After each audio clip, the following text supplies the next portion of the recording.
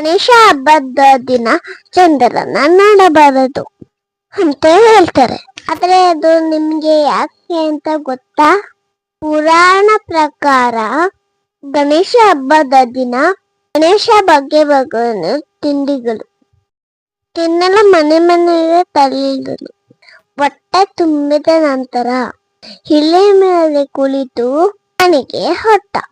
ದಾರಿಯ ಮಧ್ಯದಲ್ಲಿ ಗಣೇಶನ ಭಾರ ತಾಳಲಾದರೆ ಗಣೇಶನ ಕೆಳಗೆ ಬೀಳಿಸಿದ. ಇದನ್ನ ನೋಡಿದ್ದು ಚಂದ್ರ ಜೋರಾಗಿ ನಗುತ್ತಾ ಹೊಟ್ಟೆ ಗಣೇಶ ಕೆಳಗೆ ಬಿದ್ದ ಎನ್ನುತ್ತಾನೆ.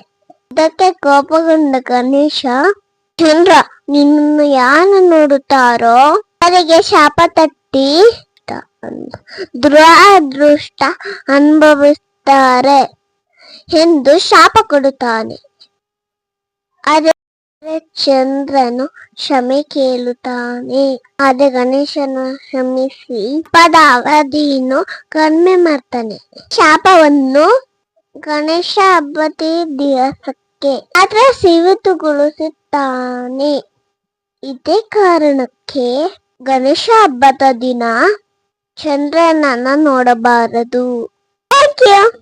ಇದೇ ತರ ನನ್ನ ಕಥೆಗಳು ಕೇಳ್ಬೇಕಂದ್ರೆ ಲೈಕ್ ಮಾಡಿ, ಕಮೆಂಟ್ ಮಾಡಿ.